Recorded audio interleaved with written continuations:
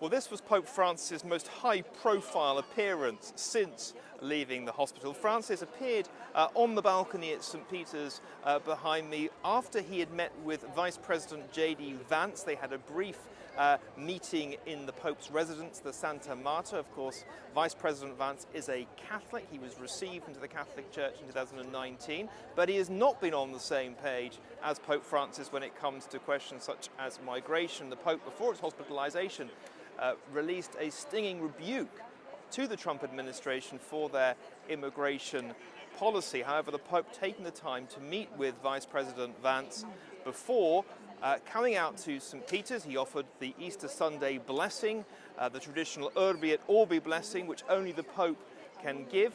He did not read, though, his Easter Sunday address.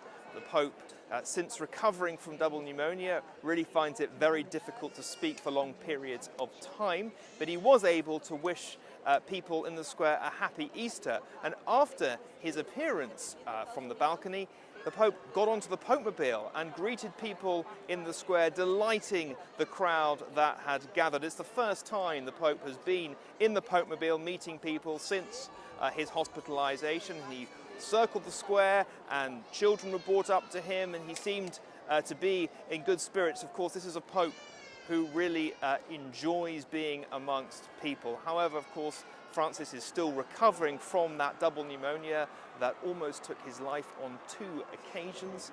He is clearly still having to recover from that. He's finding it difficult, as I said, to speak for long periods, but today was the most high-profile appearance from the Pope since that hospitalization, and clearly did really delight the people who had gathered in St. Peter's on Easter Sunday to see him.